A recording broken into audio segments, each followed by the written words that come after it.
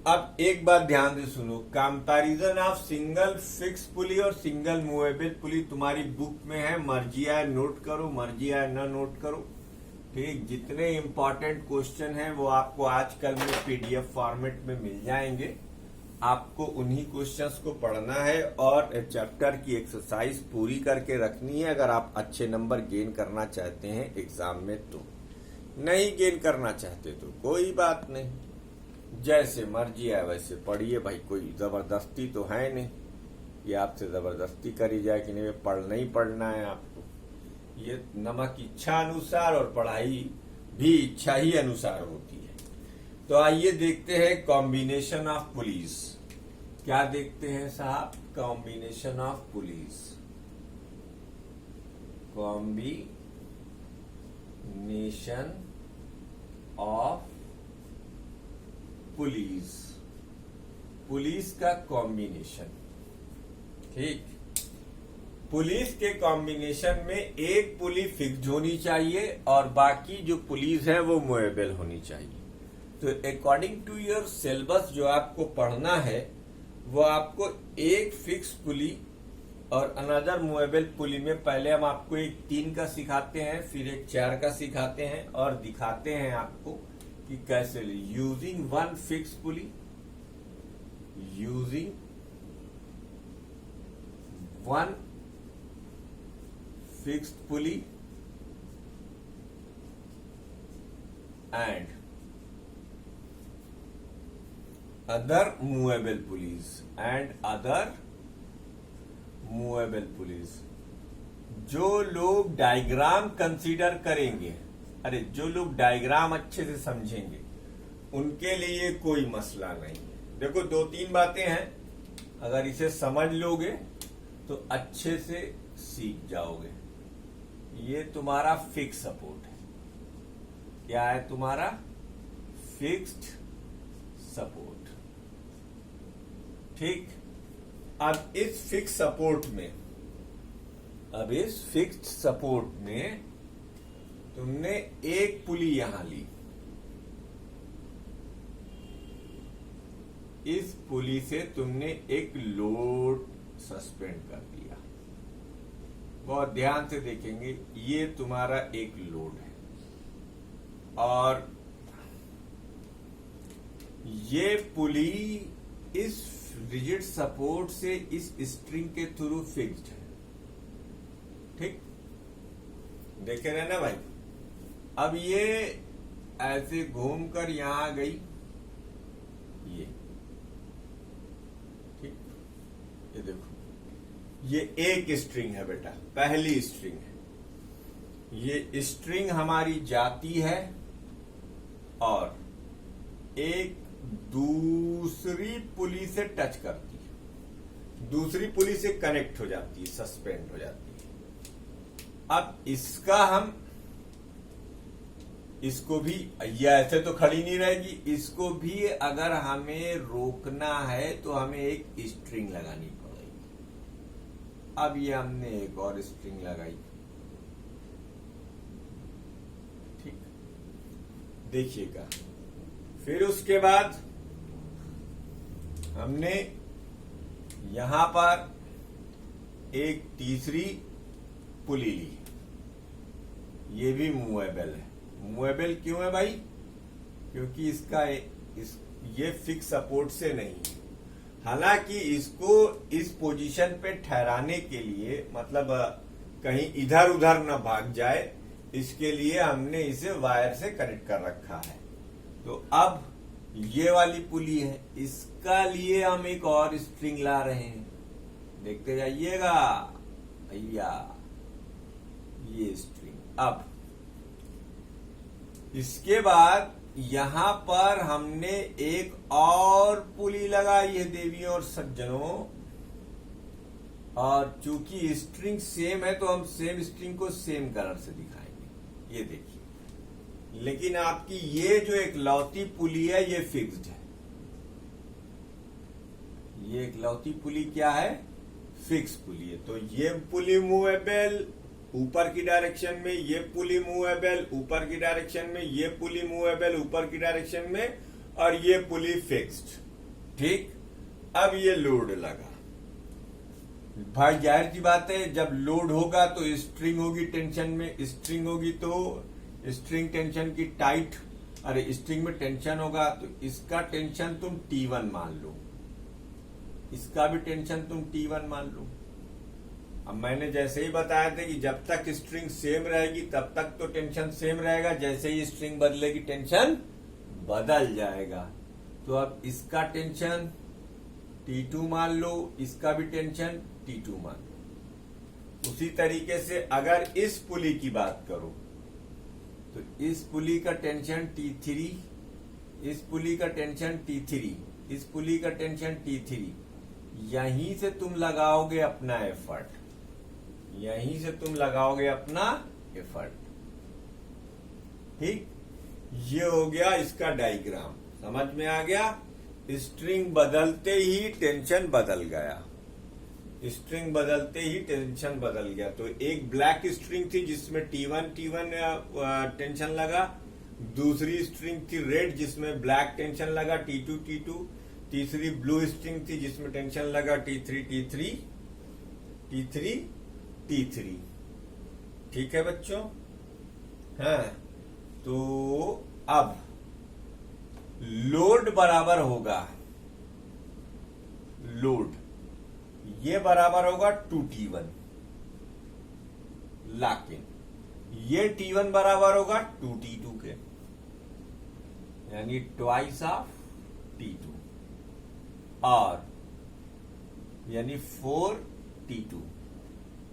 अब ये जो T2 है ये बराबर होगा 2T3 के, यानी 4 इंटू 2T3।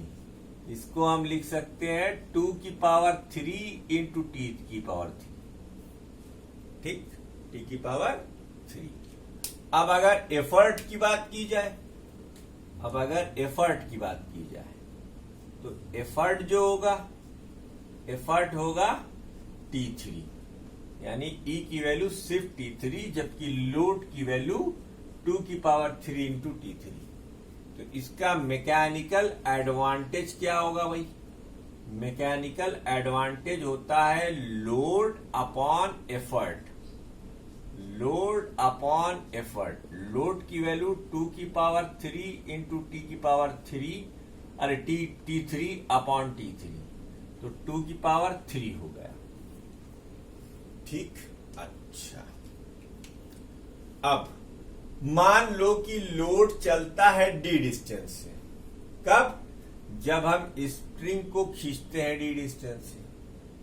तो जब तुम इस वाली स्ट्रिंग को D डिस्टेंस से खींचोगे तो ये वाली स्ट्रिंग भी D डिस्टेंस से ऊपर जाएगी, ये वाली स्ट्रिंग भी D डिस्टेंस से ऊपर जाएगी, ऐसे ये वाली स्ट्रिंग भी D डिस्टेंस से ऊपर जाएगी, ये वाली भी स्ट्रिंग D डिस्टेंस से ऊपर जाएगी, ये वाली स्ट्रिंग भी D डिस्टेंस से ऊपर जाएगी, और ये वाली भी स्ट्रिंग D डिस्टेंस से ऊपर जाएगी। तो DE क्या है? ये distance travelled by the effort, distance travelled by the effort, distance travelled by the effort, distance travelled by the effort. ये क्या हो जाएगा? हर स्ट्रिंग का अपवर्ड मूवमेंट। तो एक स्ट्रिंग ट्वाइस ऑफ, मान लो अगर लोड D डिस्टेंस चलता है तो एक स्ट्रिंग 2D डिस्टेंस चलेगी, दूसरी स्ट्रिंग भी 2D डिस्टेंस चलेगी, और तीसरी स्ट्रिंग भी 2D डिस्टेंस चलेगी। यानी टोटल डिस्टेंस कितनी चलेगी? ये distance travelled by the effort 2 की पावर 3, 2 की power 3।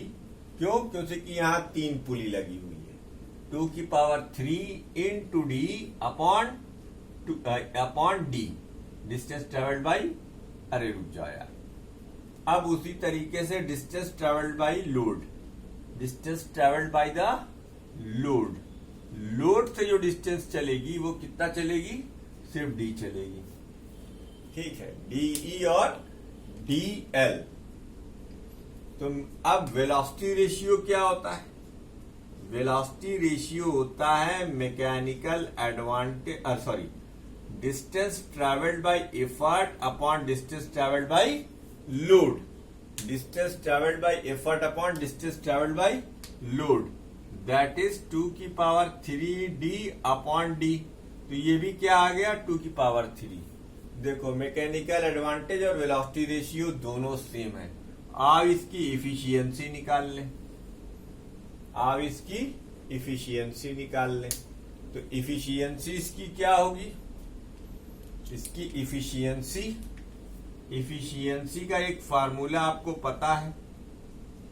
Efficiency mechanical advantage divided by velocity ratio, यानी 2 की पावर 3d अपॉन डी, यानी 2 की पावर 3। ये इसका मैकेनिकल एडवांटेज आ गया। वीडियो को पॉज कर इसको नोट कीजिए। हम एक और पुली आपको बताना चाहेंगे ताकि आपका मजबूत हो जाए, उसके बाद एन पुली का जनरल केस करेंगे। ठीक है, वीडियो को पॉज करके इसको नोट कीजिए।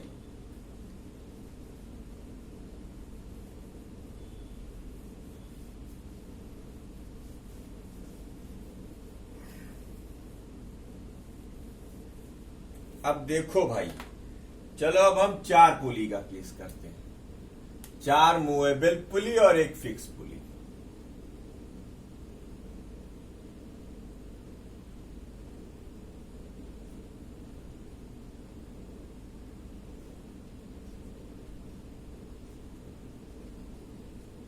ये लोड है, इसका टेंशन T1 मानो, इसका भी टेंशन T1। इससे तुमने एक दूसरी पुली फिक्स की,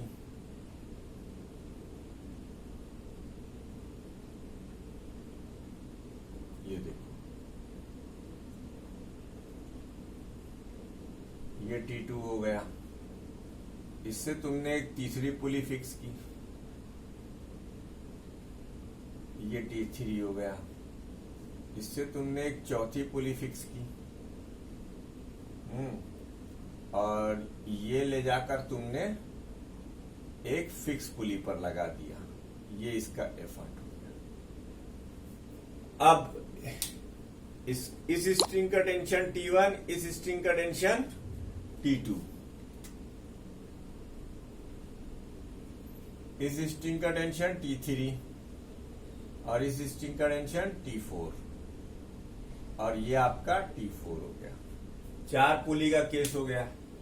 तो 4 पुली के केस में तुम्हारा जो लोड होगा, लोड देखो, ये L नीचे की तरफ काम कर रहा है।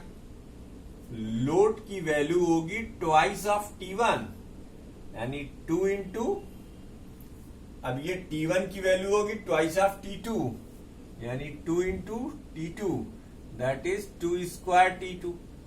उसी तरीके से 2 स्क्वायर 2T3, यानी ये क्या हो जाएगा 2 की पावर 3 T की पावर 3।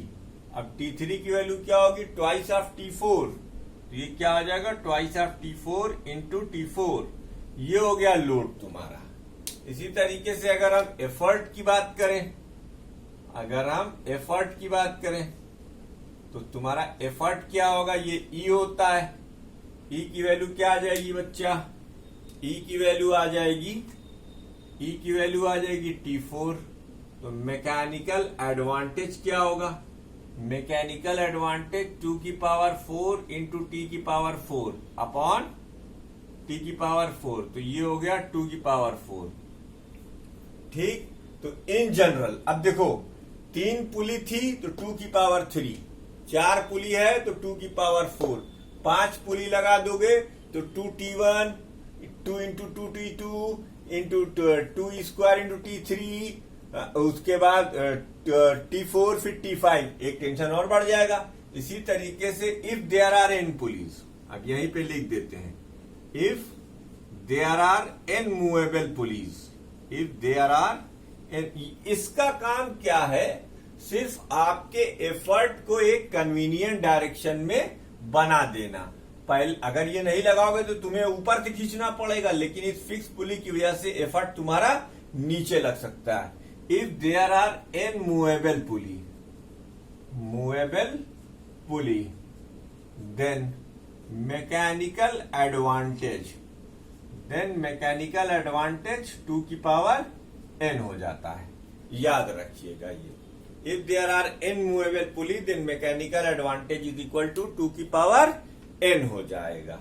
अब उसी तरीके से अगर हम वेलोसिटी रेशियो की कहानी बताएं तो distance travelled by effort, distance travelled by effort upon distance travelled by load. यार अगर लोड मान लो x डिस्टेंस चलता है तो ये पहली स्प्रिंग जो है जिसमें T1 टेंशन लगा हुआ था दो तरफ से, वो 2x डिस्टेंस चलेगा। फिर ये जो जिसमें T2 डिस्टेंस चला था वो भी 2x डिस्टेंस चलेगा, T3 वाला भी 2x डिस्टेंस चलेगा, T4 वाला भी डिस्टेंस 2x चलेगा। कहने का तात्पर्य यह है कि डिस्टेंस ट्रेवल्ड बाय एफर्ट जो है वो 2 की पावर 4 इंटू एक्स होगा। कब? जब लोड सिर्फ डिस्टेंस चलेगा x, तो ये हो गया 2 की पावर 4 है।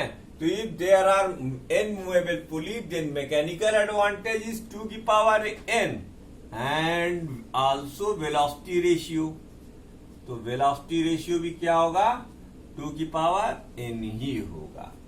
क्या होगा बच्चों? 2 की पावर n ही होगा।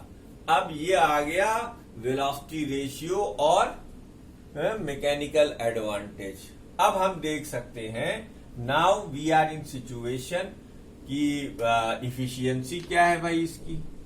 What is efficiency? इफिशियंसी जो है वो है mechanical advantage upon velocity ratio. तो मैकेनिकल एडवांटेज की वैल्यू है 2 की पावर n, वेलोसिटी रेशियो भी है 2 की पावर n। ये क्या हो गया? 1 और 100%। लेकिन कब? For an ideal pulley, for an ideal pulley system. अब यहां सिस्टम की बात हो रही है तो ये याद रखिएगा। तो मैंने एक अपनी तरफ से भी आपको बता दिया ताकि आपको अच्छे से क्लियर हो जाए। जितनी स्ट्रिंग्स होंगी, देखो जितनी मूवेबल पुली होंगी, हर मूवेबल पुली के अपने 2-2 टेंशन्स होंगे।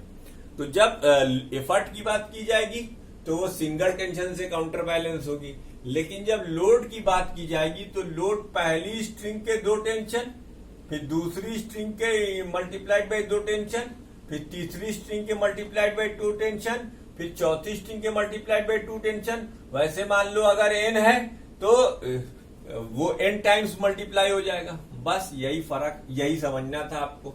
तो कॉम्बिनेशन ऑफ पुलीज में ये भी कंप्लीट हुआ आपका।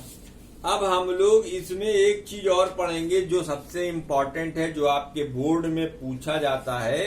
Know using several pulleys in 2 blocks and tackle system. तो इस वीडियो को भी यहीं खत्म करके अगले वीडियो में इसको डिस्कस कर देते हैं। ठीक।